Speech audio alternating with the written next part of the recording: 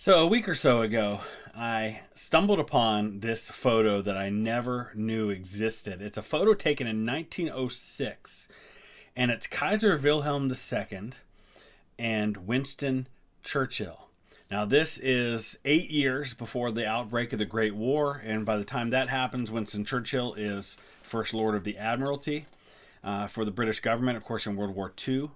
He's going to be Prime Minister of the UK during that war, or at least for the vast majority of it.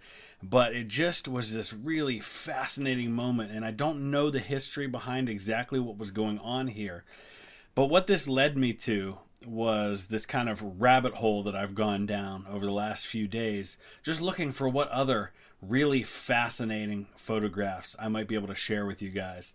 Stuff that maybe you've never seen before, maybe you didn't know existed, or that just really captures a fascinating moment in history. So we're gonna kind of go through some of those today. And if you have ones that you'd like to share, let me know. If you share links, please understand that YouTube will filter those out, but I will go in a couple of times a day and approve those comments in the filtered out section so that they will appear. So don't freak out if you share a comment and then it doesn't show up below, because I'll have to approve it first if there's a link in it. But let's go ahead and dive into some of these. This is probably one of the photos that I am most surprised by, that I had never seen before this week.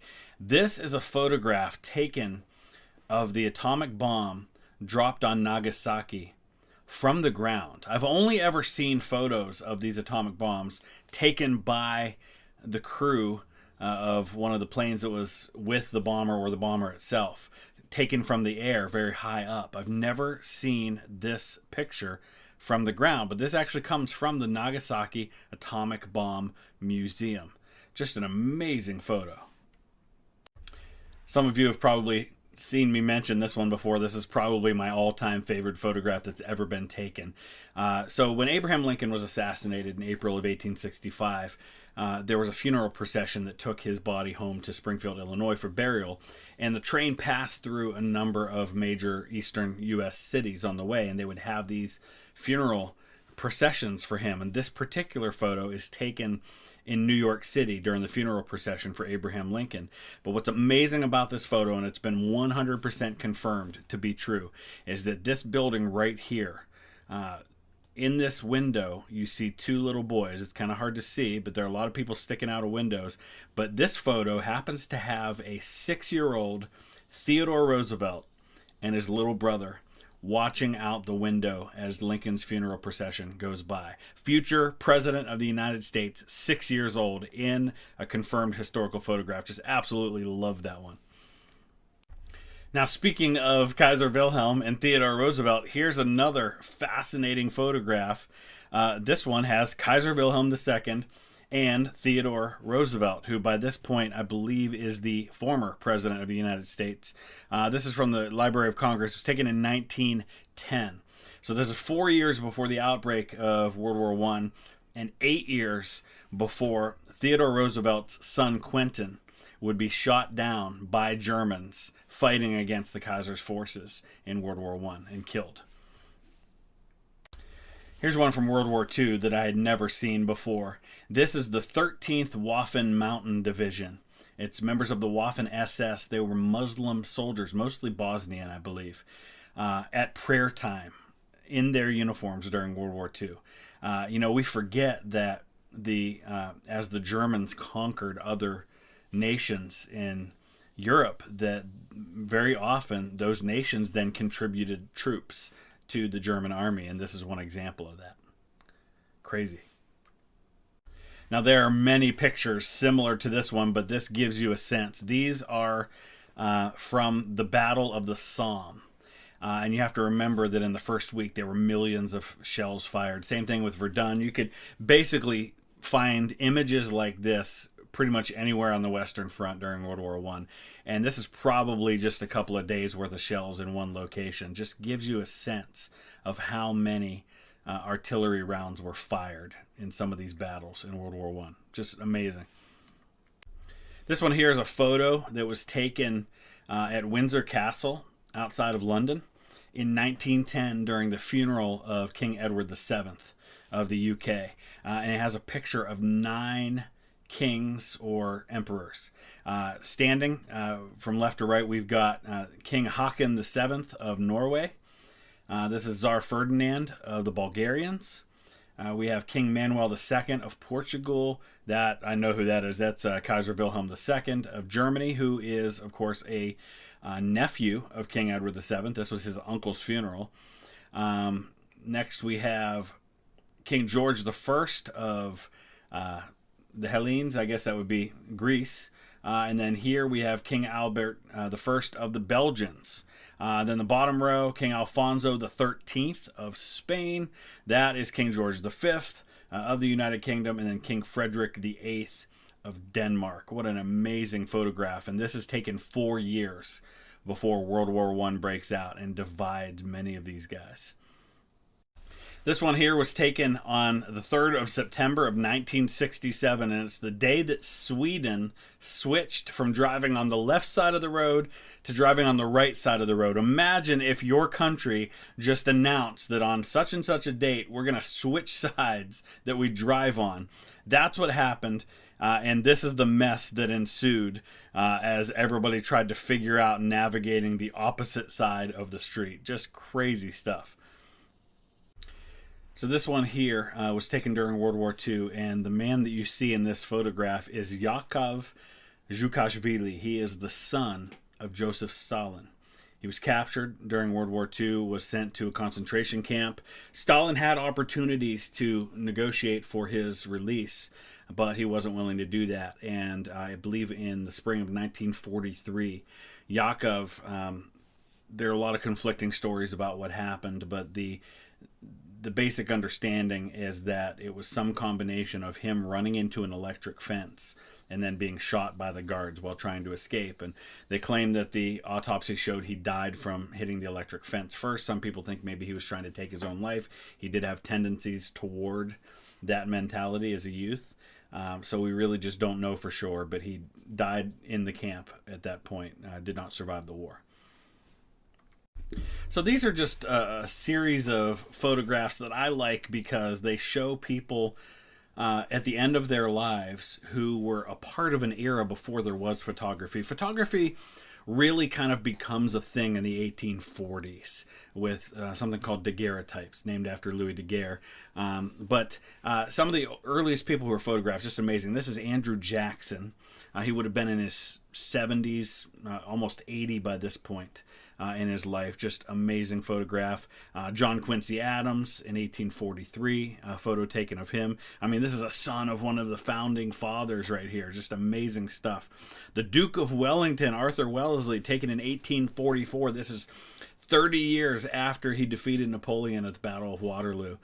Really cool stuff. Martin Van Buren, taken in 1849. Again, I mean, John Quincy Adams, Andrew Jackson, and Martin Van Buren are the 6th, 7th, and 8th presidents of the United States. So we have photographs of every president beginning with the 6th president, even though he was out of office by then. Harriet Tubman, her name's spelled wrong there, but this was taken in 1911. This is 45 years after the American Civil War, 50 years after the start of it, right at the end of her life. Just an incredible woman. Really cool photos. All right, this is a product from 1888. This is cough syrup. Look at the ingredients. It's got alcohol, cannabis, chloroform, and morpheus sulfite. I don't know what that is, but skillfully combined with a number of other ingredients. So if you want to get rid of your cough, it might get rid of more than your cough, but there you go. 1888 cough syrup. This one here is a photo I haven't seen for a long time. I've forgotten existed. This is from 1861, and it shows Jefferson Davis being sworn in as president of the Confederacy in Alabama. I believe that's probably him right there. It's not a real clear photograph, but an amazing one nonetheless, because we don't get a lot of these kinds of photographs taken during the Civil War. There's a ton of photographs of Union soldiers, for example, and of prominent people in the northern side, but you don't see a lot of these kinds of photos that aren't like in a studio of Confederates. Now, speaking of Union soldiers, I've always loved this photograph. This is taken, I believe, in October of 1862, when Abraham Lincoln went to visit the headquarters of the Army of the Potomac. And so you see here George B. McClellan, taken in the photograph. Much, much taller than anybody else around him is Abraham Lincoln. So you can see those two really clearly. But that's not what I want to key in on in this photograph. It's a random guy who's a member of McClellan's staff. I believe he's a captain at this point. All the way over here in the corner. That, my friends, is a very young George Armstrong Custer, who would be raised up from captain to brigadier general in 1863, given a field command, and of course go into history. Okay, I don't know what year this one was taken, but this is the Lincoln Memorial in Washington, D.C. And as we back out, we see none other than Fidel Castro laying a wreath at the Lincoln Memorial. Fascinating photograph as you think about what those two people represent. Really, really neat photo. Here's another one I didn't know existed until I went searching for interesting photographs. This is a letter written in 1939, 23rd of July. Dear friend, friends have been urging me to write to you for the sake of humanity, but I have resisted their request because of the feeling that any letter from me would be an impertinence. Something tells me that I must not calculate and that I must make my appeal for whatever it may be worth.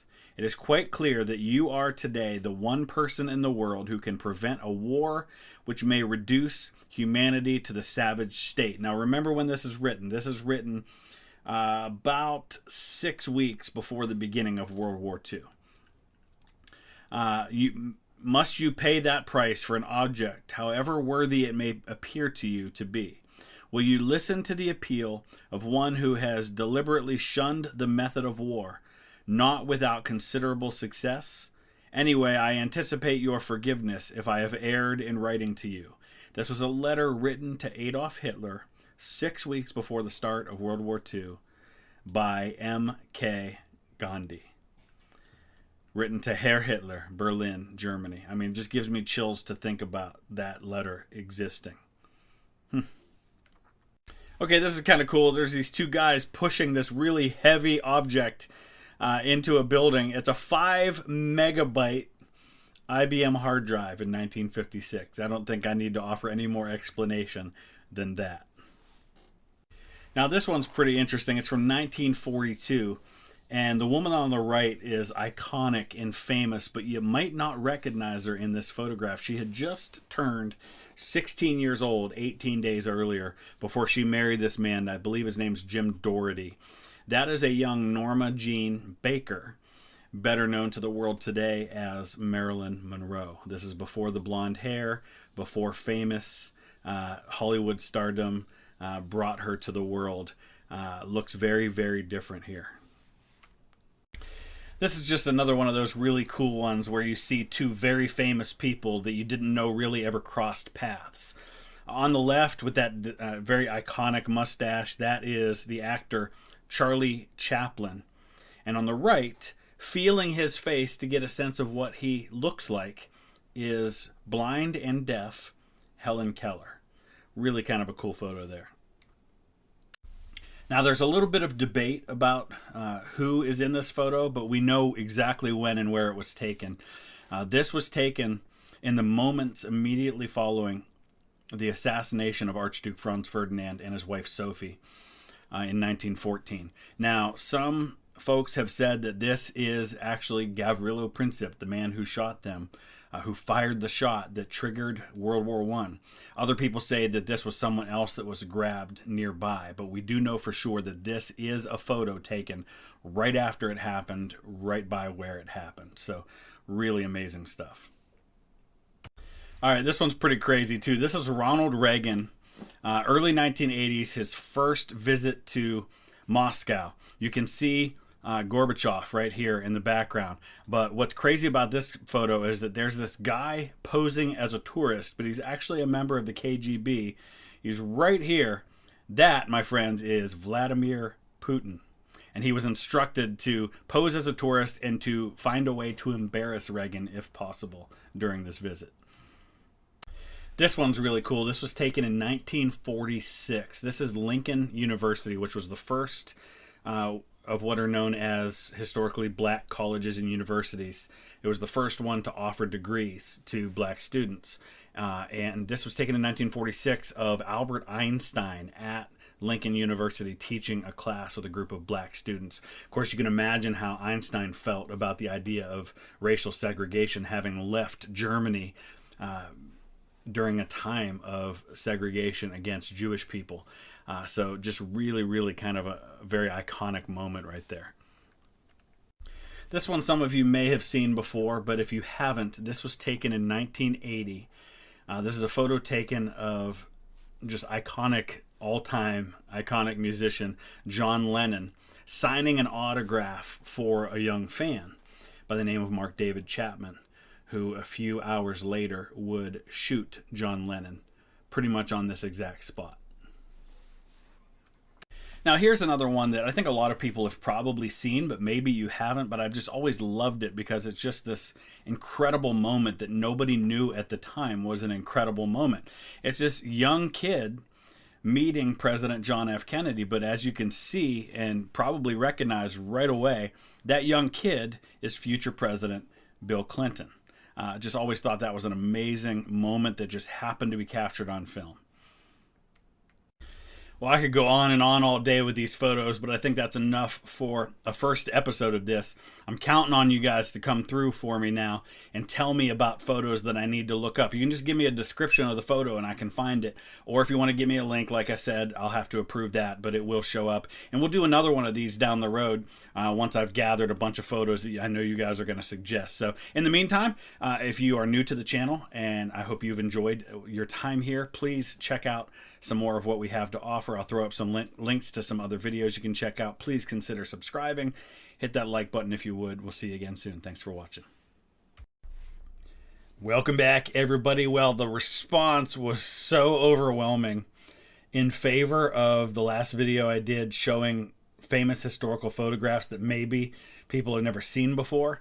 You guys reacted so positively to that I thought I'd definitely go ahead and dive into another one right away.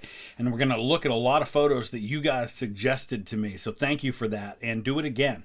If you didn't see the first episode of that, there's a link in the description. You can check out episode 1 and then come back to this one, or watch this one and go back to that one after that. Doesn't matter. Just make sure you check them both out. This one was recommended to me by a couple of people, and this is sometimes referred to as the most intelligent photograph ever taken. This is a colorized version of a photo taken in 1927 at something called the Solvay Conference. And these had happened for many years. And in this particular photograph, you have 29 people, 17 of whom were the recipient of the Nobel Prize at some point. I'm not going to go over every single one of them. You can certainly look that up. A ton of famous scientists and really super intelligent people here, but a couple I'll point out. Obviously, we got Albert Einstein right here in the center, Marie Curie over here to the left, I believe the only woman in the photograph. We have Heisenberg, Werner Heisenberg over here on the right, just to name a few.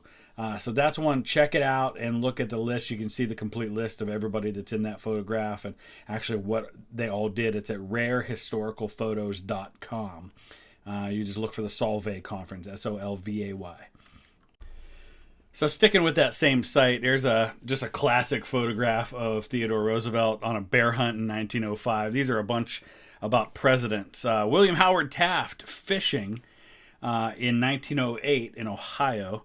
You don't see many of these non-posed, these kind of like photographs like that. There's a guy that we won't talk about throwing a baseball. In 1916, Warren Harding playing with his dog. You don't typically see photos of Warren Harding smiling like that very often.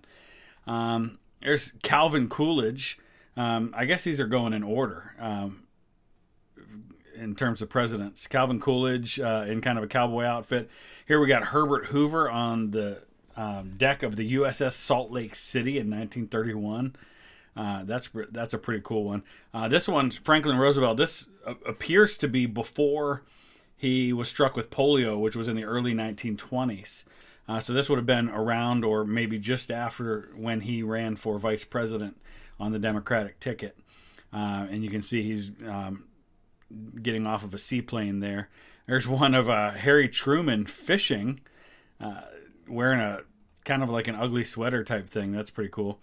This one's really neat. I like this one a lot. We got Dwight D. Eisenhower, Winston Churchill, and Omar Bradley firing guns. And this is when Bradley's still a 3-star general. So this has got to be during the Second World War. 1944. There you go. It's during a tour of an army camp. Nice. John F. Kennedy riding a horse. There's something you don't typically see either when it comes to him. We got Lyndon Johnson with his wife. And that is a little bit more like what you expect to see since he was from Texas. And this is a very famous photograph. A bunch of people recommended I needed to show, which is the famous one of the time that Elvis came to the White House and met with Richard Nixon. And I believe that Richard Nixon made him like an official like narcotics agent or something of the federal government. And here we have Gerald Ford, who was a college athlete, played for the University of Michigan, played football, doing push-ups in the White House in 1975. And there we've got, I saw this one the other day. This is Jimmy Carter jumping over a fence after getting off of an airplane at LaGuardia Airport in 1976. Ronald Reagan, very much in the image of what you expect from Ronald Reagan right there. And we'll do one more here. Hey, there's George H.W. Bush doing some fishing in the surf in Florida in 1988. So that one's pretty cool. This one is also one that was recommended to me. It's a priest and a dying soldier taken in 1962 in Venezuela. And I just want to read the description of what this is about. This is Navy Chaplain Luis Padilla, who's giving last rites to a soldier wounded by sniper fire during a revolt in Venezuela. Braving the streets amid the sniper fire, offering last rites to the dying, the priest encountered a wounded soldier who pulled himself up by clinging to the priest's cassock as bullets chewed up the concrete around them. The photographer, Hector Rondon Lovera, who had to lie flat to avoid getting shot himself, later said he was unsure how he managed to take this picture. He said, quote, "I found myself in solid lead for 45 minutes. I was flattened against the wall while bullets were flying when the priest appeared. The truth is, I don't know how I took those pictures lying on the ground." It says Rondon shot the government soldier crawling his way up Navy Chaplain Luis Padilla's robe as Padilla looks in the direction of the sniper fire. Powerful image. This one is pretty fascinating. It's from 1937, and this is at the time the Duke and Duchess of Windsor. Former King Edward VIII, who had abdicated the throne a year earlier as King of England, King of the United Kingdom, and his then wife, at this point, Wallis Simpson, who was an American. This is them meeting with Adolf Hitler. And it's a fascinating story behind all of this. There's actually 2 of these photographs. I'll show you the other one. Here's the other one here. There's actually more than 2, I think, but this is the 3 of them standing together. When World War II breaks out and the British, led by King George VI, who is the younger brother of this man, Edward VIII, who is now Duke of Windsor in this photo, there were some telegrams that were intercepted by the British, by the Allies, that seemed to claim that the Duke and Duchess of Windsor were very favorable to the German cause, that there was a plot that once Germany overthrew the United Kingdom and their government, that they would place Edward and Wallis on the throne as puppets. And it was determined by Churchill and Eisenhower and others that it was all kind of a fabrication to try and weaken Western resistance, and that there wasn't really any evidence there was truth to it. And we honestly really don't know, but it has led to the speculation that there was a lot of Nazi sympathy among Edward and Wallis toward them. So we don't know for sure, but still a powerful, powerful photograph. This is just one of several photographs that were taken on board the Carpathia on the morning of April 15th, 1912. This is lifeboat number 6 from the Titanic. These are survivors of the Titanic about to be rescued. Lifeboat number 6. And one of the things people don't know is that there were actually some people who made it into lifeboats but still died. By the time Carpathia picked up the 700 or so survivors, there were 3 people who had died in the lifeboats from exposure. And you remember, these are people that have been pulled out of like 30-degree water, where you can die within minutes anyway. And so, by the time they were out in the cold for several more hours waiting to be rescued, they died. And then there was one more who actually died on board the Carpathia as it was returning to New York City. And there are several other photographs like this showing the passengers on the deck after they've been rescued. Incredible stuff. Now, speaking of famous ships that sank during that decade, this is a photo that was taken in 1915. This is in Ireland, and this is a mass grave of victims of the sinking of the Lusitania in May of 1915. These were bodies that were recovered, probably from the water, who had drowned but were later recovered. And same thing was true with Titanic. There were hundreds and hundreds of bodies that were recovered in the water. A lot of those were buried at sea, but some of them were taken to Halifax in Canada and reburied there. But just gives you a little bit of a sense of the humanity involved here, and that these weren't just numbers. These were human lives. We talk a lot about the atomic bombs dropped on Japan during World War II, but maybe not so much about some of the other cities that were devastated during the war in Japan, in Germany, and other places. Devastation caused by both sides. And this particular image was taken in Dresden, in Germany, showing the aftermath of the firebombing. These incendiary bombs that were dropped on the city of Dresden and just incinerated everything that it could. And this is the remnants. This is what you see left after these massive fires not only destroyed almost everything, but many people as well. Powerful image. This one's powerful in a different way. This one shows one of the most powerful and influential men of the 19th century in the last hours of his life. This is Otto von Bismarck. And there's an interesting story behind this. But I show this photo because it shows us the fragility of human life.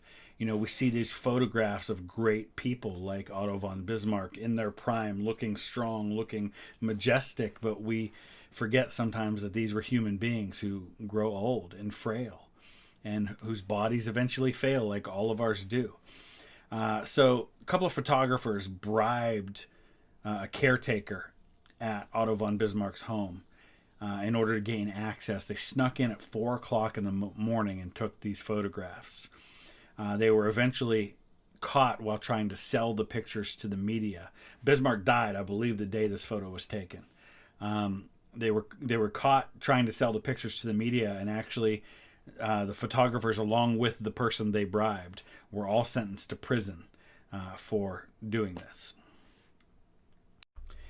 This is a crazy cool picture I did not know existed until one of you told me about it. So thank you for that. That's why we do this stuff, because we get to learn together. I never saw this photograph before. This was taken right before President James Polk left the White House, I believe in 1849. And it's taken at the White House. Right here we see President James Knox Polk. I believe this is his wife right here. There's a number of, I think we know just about everybody in this photograph, but what's amazing about this is you have Polk and his wife. You have over here on the left, then Secretary of State, future President James Buchanan, there on the left. And then over here, kind of a little bit of a blurry face, is former First Lady Dolly Madison. And if you look at pictures of Dolly Madison, you can recognize right away that that's her. And what's especially touching about this photograph is that within a few months of when this picture was taken, both President Polk and Mrs. Madison would be dead. This is probably, if not the last, one of the last photos ever taken, but fascinating with all of these people. 2 presidents and a former First Lady all in one photograph. So someone suggested to me that I should show some photographs from the German occupation of the Channel Islands. See, the Germans did indeed occupy British territory during the Second World War. And this is a powerful photograph because it shows German troops, a band, marching, and you can see very clearly Lloyd's Bank in the background. It's just a kind of a preview of what might have been if they had been able to take that territory. And I'll show you one more. What might have been. Imagine if they had occupied mainland England. But there you go, Edwards, Charing Cross Bazaar, tobacco, jewelry, and fancy goods. And you have German soldiers occupying British territory. Really crazy stuff. This was one I almost showed in the first episode of this, and some of you suggested it to me. It's known as the Eyes of Hate photograph, and it's not this photograph. You see, this is Joseph Goebbels, who is the minister of propaganda for the Germans during the 1930s and 40s. And you see him smiling nicely for the photo. This was all during a League of Nations session, I believe in 1933, right after they came to power. But at some point during these photographs that are being taken, he is told that the photographer is Jewish. And right after that, then, you see this. Chilling stuff. I mean, it really is. And it just shows the hate that was in the hearts of some of these people. And that's all I'll say about that. If you're a fan of musical theater at all, and you're familiar with Les Miserables, this one is going to make sense to you. In 1848, all around Europe, there were a series of revolutions that broke out, and one of those was in France. Thousands of people died in a failed uprising in 1848. And as part of that uprising, as you see in Les Miserables, there are these barricades that are built by the rebels. And this is a photograph taken of those barricades that existed during that revolution. Just really amazing photograph that I had no idea existed until one of you told me about it. There's actually a couple of other photographs. The quality's not fantastic, but there's some where you can actually see soldiers in the streets during all of this. Really neat stuff. I saw this one, I just got chills because I'm so intimately familiar with this story, and it's always just been one that really touched me. This is Otto Frank, the father of Anne Frank, in the place that they hid for 2 years. After the war was over, after his wife and his 2 daughters had died in German camps, and he alone survived, coming back to the place where they hid for their lives and where he spent his last moments with his family. This one is a colorized version of an iconic photograph probably a lot of you have seen. These are soldiers stepping onto Omaha Beach on D-Day, but it's colorized, and it's just amazing that we have this, that we have such a photograph in existence. Just look at it. Just imagine what was going on at this moment. Now this one here is from a series of photographs taken in 1870 that claim to show actual fighting during the Battle of Sedan, which was the decisive battle of the Franco-Prussian War, or the Franco-German War in 1870. There's a whole series of these photographs. There's like 6 or 7 at least that I've seen. And they claim to show the actual fighting, but there are a lot of questions about whether or not that's the case, or whether these were staged afterwards for the camera to show what the fighting would have looked like. These photos were definitely taken on those locations. They were definitely taken with real troops, but it's never been definitively concluded whether or not they're real. And you can actually see fingerprint in this particular photograph, but check them out for yourself. They're fascinating either way. They're a fascinating look at a very consequential moment in history, taken on the sites where some of this fighting took place. And the last one we're going to look at in today's episode of this is a photograph taken outside the room during the signing of the Treaty of Versailles in 1919. These are people, obviously military officers. There's a civilian there, standing up on a couch trying to get a view of what's going on inside of the room. One of the most consequential moments in the history of the world, certainly in the history of the 20th century, happening just out of view from us in that one. So if you have more suggestions of photos you think I should take a look at, please let me know that.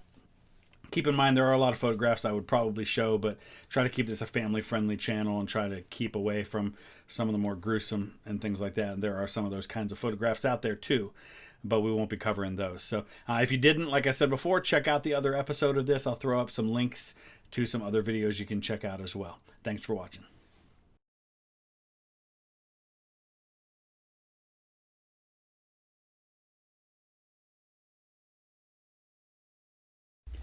Welcome back, everyone, to episode 3 as we take a look at some of the amazing photographs of history that maybe you've never had a chance to see, or maybe you haven't seen for a long time, or maybe you just didn't know what you were looking at. So if you did not see the first 2 episodes, there are links in the description down below, but I'll also throw up links at the end of the video. In this particular video, we are also going to take some time to debunk a few photographs that claim to be of a particular person or a particular event that aren't really what they claim to be. Because some of you have been suggesting some of those photos to me, so I want to make sure we cover that.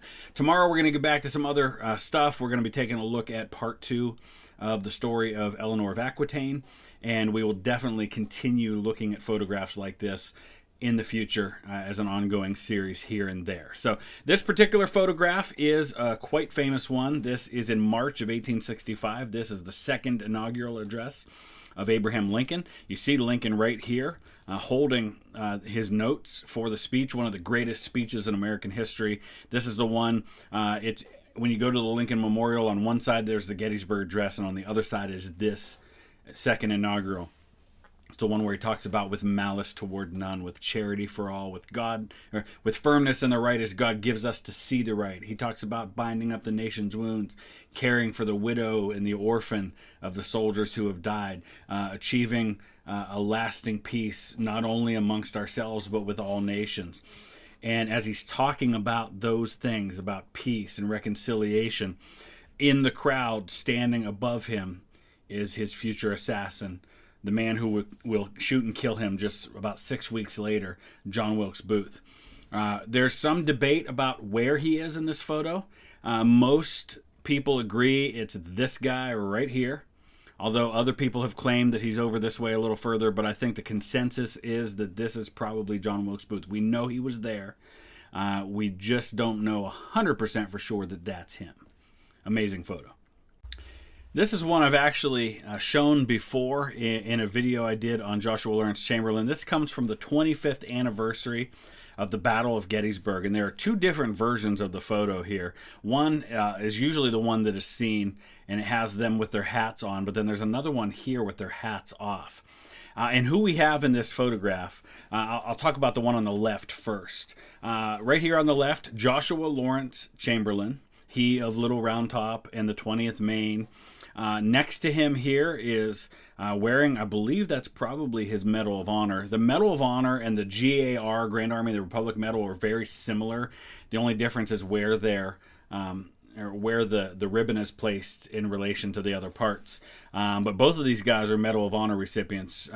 Butterfield got his in 1862, or it was for action in 1862. But Dan Butterfield's best known as the guy who composed taps, which you hear played military funerals, things like that. He's actually buried at West Point, even though he never attended West Point, which is kind of amazing. One of the largest graves there, by the way.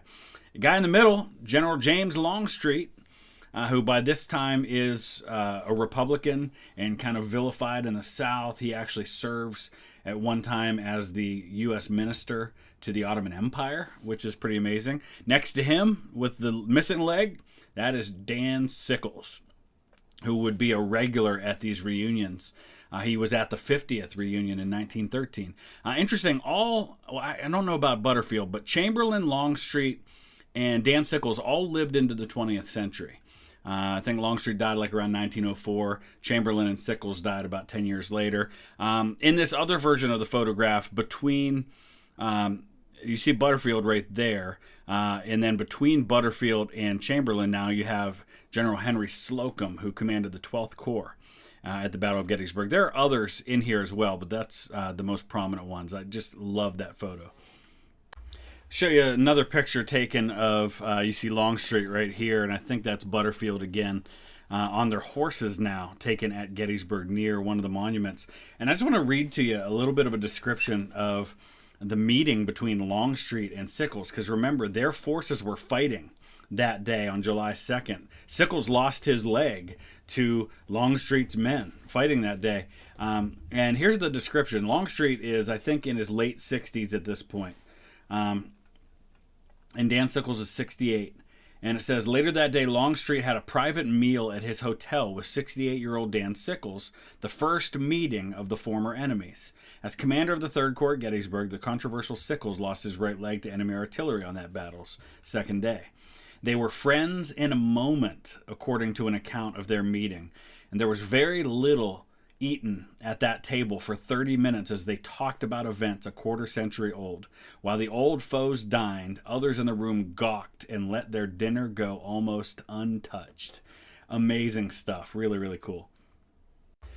Okay, so here's the first one I want to kind of debunk a little bit here. This one is titled "A Young Hitler Cheers the Start of World War I." 1914. Now, here's what we do know about this photo. This photo was taken on August 2nd, 1914. It was taken in Munich in a rally in support of the war against the Allies. And you see that in this photo, it appears to show a very young Adolf Hitler in the photograph. He'd have been, I don't know, 24 at this point, something like that. Let's see, he was born around 1890, so yeah, about that. 24, 25 years old. Now, a couple of problems with this photo. Number one, he didn't look like that in 1914. If you look at photos taken of him during this time when he was in the German army, full mustache, very, very different looking than he is in this photo. This is more of what he looked like in the 1930s.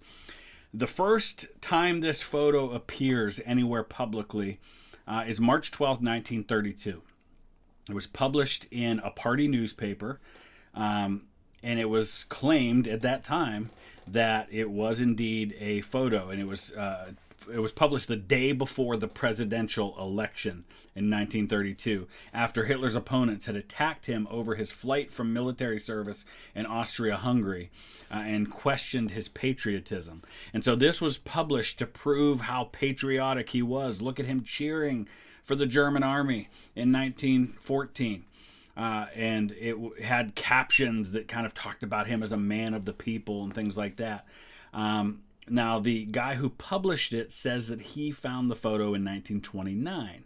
But there are other versions of this photograph that have been seen and other angles of this same crowd seen that do not show that same man in any of them. And it's generally believed at this point that he was superimposed into this photograph as a propaganda piece. Probably, I would say even most likely, not true. Now here's one from that same era of history that we know is absolutely true, and it's been widely seen. It's the man who refused to salute. And what's amazing about this is that we have a pretty good idea of who he probably was. It's typically understood that this is a guy named August Landmesser, who at this time, this is 1936, it's in Hamburg, Germany. It's the christening of a new naval vessel, and he would have been 26 years old at this time.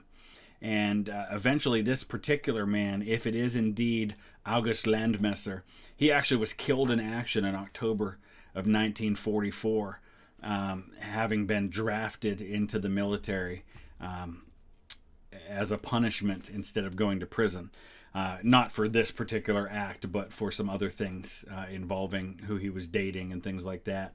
But there is also a claim that this is someone else. There's a claim by the family of another man named Gustav Weigert, who was significantly older, who would have been in his mid-40s at this time, who was a metal worker at that facility, who his family claimed habitually refused to salute on religious grounds. They've shown documentation that he did indeed work there at this time. And they've showed family photographs that actually do resemble this guy. So there's a good chance this could be August Landmesser, not August Landmesser, but rather Gustav Weigert, who died in 1959. I love this one. This one was taken in 1847. This is Marie Louise, the Duchess of Parma, but she's better known as the second wife of Napoleon Bonaparte. Yes, this is the woman who was married to Napoleon. And she actually, after Napoleon was defeated at Waterloo and exiled, she actually went on to a couple more marriages. Even before Napoleon died, she was married and started having children again. She is the mother of Napoleon Bonaparte's son, Napoleon. And yeah, she lived long enough to be photographed. She actually died at the age of 56 later on the same year this photograph was taken. All right, here's a photo taken in 1914. And the man right here is the man who will very soon be the commanding general of American Expeditionary Forces in Europe.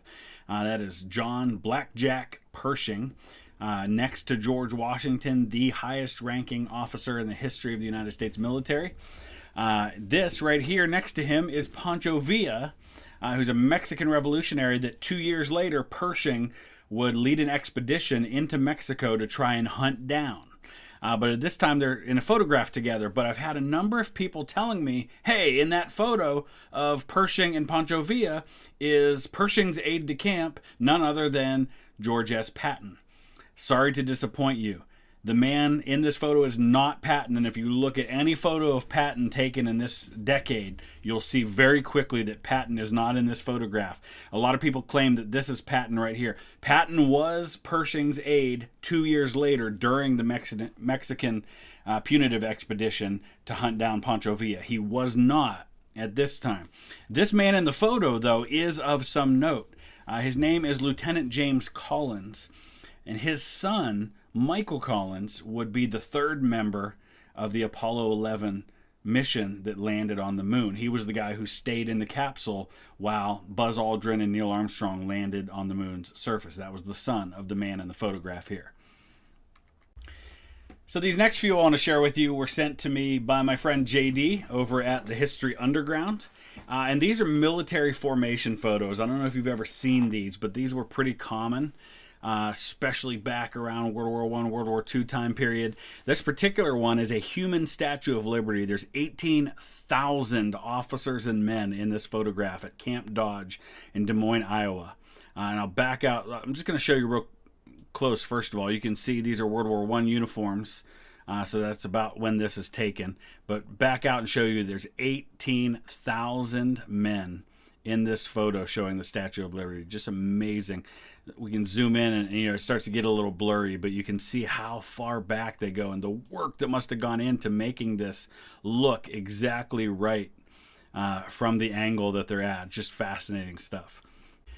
This one here shows 100 officers and 9,000 enlisted men at Parris Island, South Carolina. Living emblem showing Marines actually forming the Marine Corps emblem. That one's really cool. They've even got the different colors to show. You can see the North and South America. You can see the anchor. You can see the eagle. Oh, that one is really, really neat. Just look at the detail of this. I wish we had a higher quality of it. Maybe there's one online we can find somewhere. You can see the barracks in the background there. Really, really cool. And then this last one was taken with 21,000 officers and men. I haven't shown it yet because I want to give you a fair warning. This one was 21,000 officers and men taken at Camp Sherman in Chillicothe, Ohio. This one's kind of graphic. It's difficult to look at. It's actually kind of painful.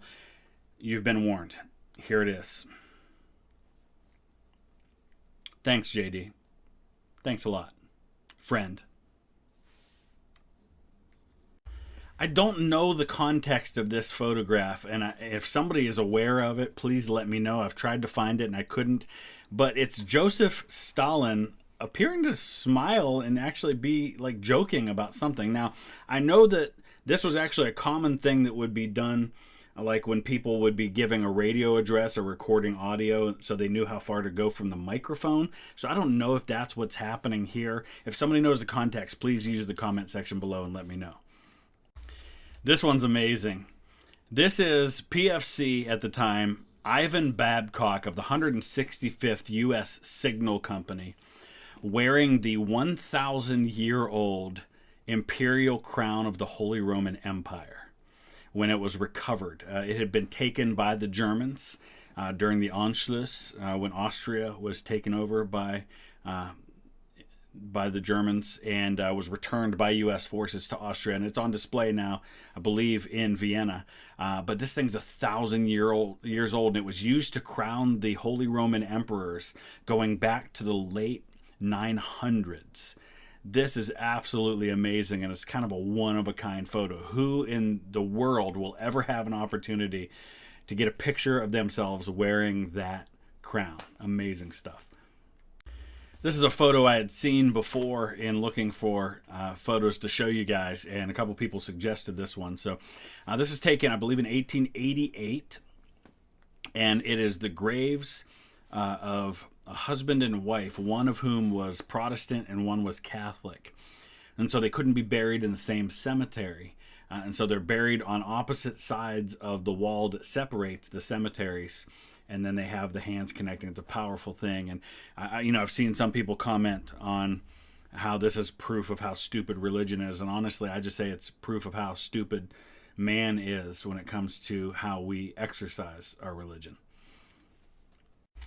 There are several images taken of royal cousins, and this is absolutely one of my favorite because it shows them side by side and how much they look like each other.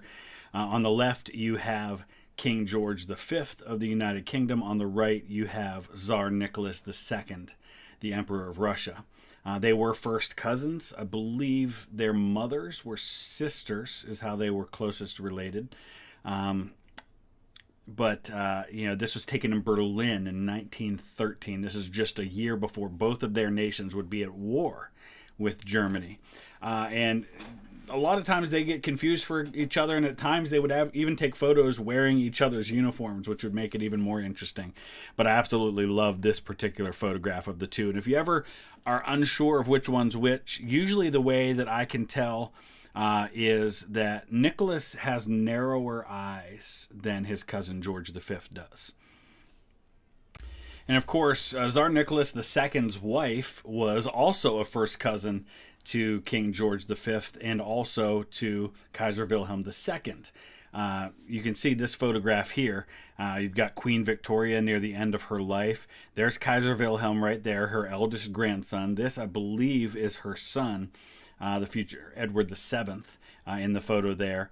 And of course, he is the father of King George V. But Queen Victoria's granddaughter, Alex of Hesse, was the wife of Tsar Nicholas II. So it's all a family thing. They were all related to each other. In fact, the royal family of Britain, the royal house, the name that they should have right now, it'll change after Queen Elizabeth passes away, but she is a part of what was once known as the House of Saxe-Coburg and Gotha, of which the royal houses at one time or another of Bulgaria, Portugal, and Belgium were also a part of that same royal house, all male line descendants of the same guy. So fascinating stuff. I'm going to wrap it up right there for today, as always, with these. Please, if you have photos you'd like to see me include, I know there are some you have suggested I haven't gotten to yet. I will. We'll do another one of these down the road, maybe in a few days to a week or so. Got some other stuff I want to get caught up on. Check out the other photo videos if you haven't seen those yet. I'll throw up the links there. And hit that like button if you would, please. Thanks for watching. Welcome back, everyone, to another installment of our look at some of the most fascinating photographs from history. Photos maybe you have seen before, maybe you haven't, but I thought this has been an interesting series. If you haven't seen the other episodes in which I've looked at such photographs, there are links down in the description. I'll also put up a link at the end of this video so you can check out some of those. They're all in one playlist. But first one we're going to take a look at here. This is a photo, and I've actually got some description of this one that I'll read for you. It's a photograph taken on June 11th, 1905 in Oklahoma. And the man behind the wheel of this automobile is none other than Geronimo. It says it was taken at the Miller Brothers 101 Ranch in Oklahoma, southwest of Ponca City, Oklahoma. The car is a locomobile, and the Native American in full headdress to Geronimo's left is Edward LeClaire Sr.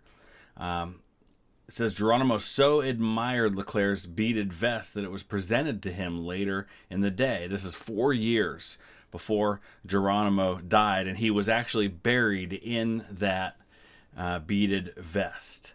There are actually several other photographs taken of Geronimo that day.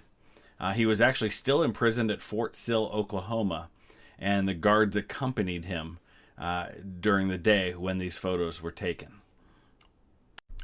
This particular photograph seems like any other at first, until you know the story and what's involved here. This is the capture of a downed American Navy pilot during the Vietnam War.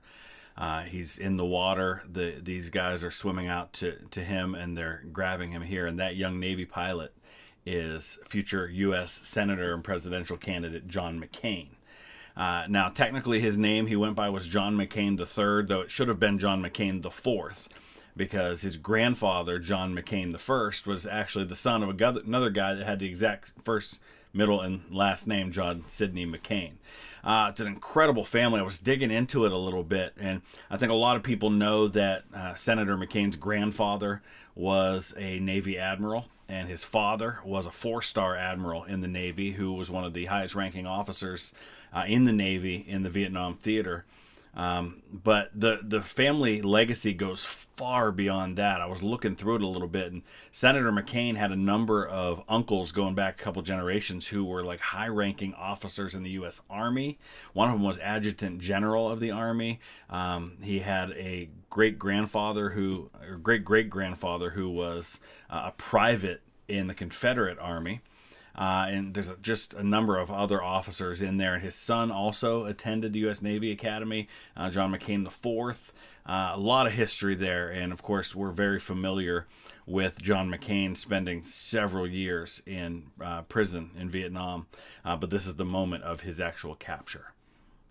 Now, speaking of the McCain family, somewhere in this photograph is Senator McCain's grandfather, who at the time was an ensign, John McCain Sr.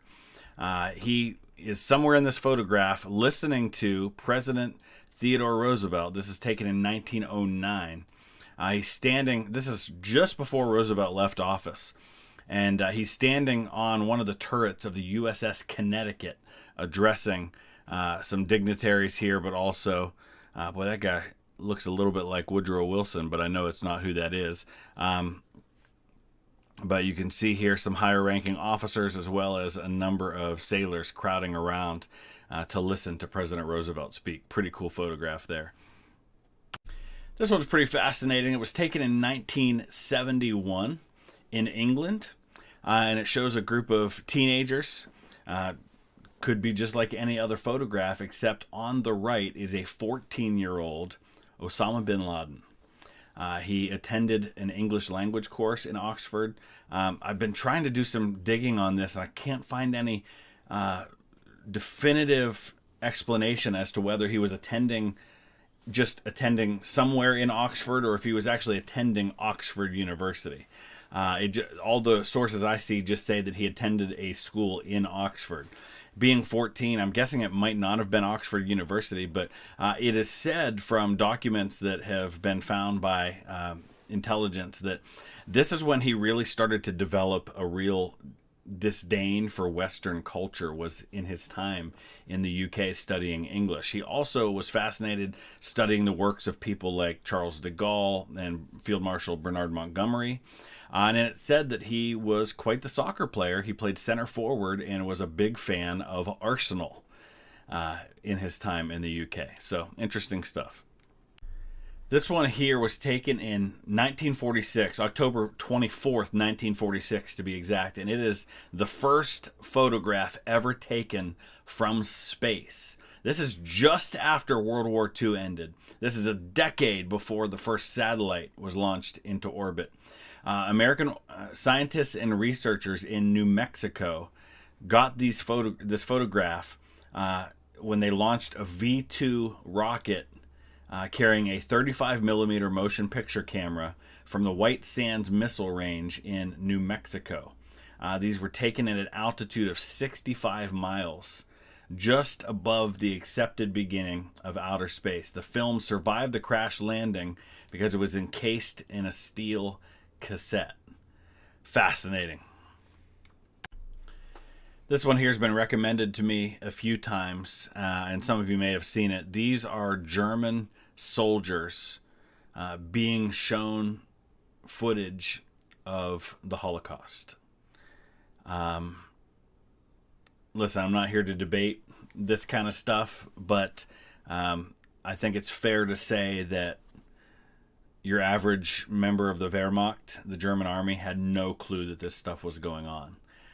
Plenty did, and there's no denying that. But imagine being a German teenager conscripted to fight for the German army. You survive the war, and then you find out that this is what you were defending. Overwhelming stuff. There probably were a lot of Germans who had no clue this was happening. This one's really cool. And actually has a guy from my local area in it here. This is a photograph showing, let's see, we've got Henry Ford right here, Thomas Edison right there, President Warren G. Harding here, and then our Northeast Ohio's own Harvey Firestone there on the right, sitting in front of a cabin. I don't know the context or the time frame for this photograph, just who the men are that are in it. And it looks like Thomas Edison's reading the newspaper. By 1944, it started to become clear that the Allies were going to win the war in Europe. And so some of the focus began to shift toward what do we do about these leaders in Germany that we're going to need to round up. And so there was a concern that people like the man you see in the picture were going to get away. And so there were things like this. This one is in the Free Press Weekly Prairie Farmer. And it shows you, it's from November 1944, and it shows you him au natural, and then other ways he might look in case, would you know his face if he settled in Western Canada? Maybe a chef, a professor, or just a hobo, or the guy next door. Now, this is not the only photograph like this. I'll show you another one. These ones, I believe, were actually done up by the U.S. government. And again, they show, hey, what if he grew out the mustache and changed his hair? What if he had glasses? What if he shaved everything off and was bald? What if he had a beard? Fascinating stuff, as the U.S. was just kind of anticipating what could happen. Nothing to see here, just a couple of revolutionaries chilling on a boat, fishing. We got Fidel Castro on the left and the very recognizable Che Guevara on the right. Really, really interesting one. Probably taken in Cuba. That guy's got a shirt that says Cuba on it right there. A lot has been said about inflation in post-World War I Germany and how worthless their currency became. And this is a prime example of that. You see kids in the 1920s in Germany playing with stacks of money as toys, because that's about how much they were worth. Just imagine what that money could have purchased just a few years earlier. There are a lot of candid photographs out there of the Romanov family in the years leading up to their deaths at the end of the Great War. But this one I thought was pretty cool. That is Tsar Nicholas II himself up on top, and down in front is his daughter Anastasia. There are a number of pictures like this. I'll show you just a couple others. A lot of people claim this one is a selfie that Tsar Nicholas took, but it's probably an accidental photograph as he was checking the camera. He was probably trying to set it up for a photo, and you see him looking kind of at the camera as it's happening. But just really, there's so many of these. I encourage you just to look for candid Romanov photos. There's a lot of really cool pictures of this family. So this one comes from season 2 of the TV show Star Trek Voyager. And it's a kind of a cameo appearance by then Prince, now King Abdullah II of Jordan.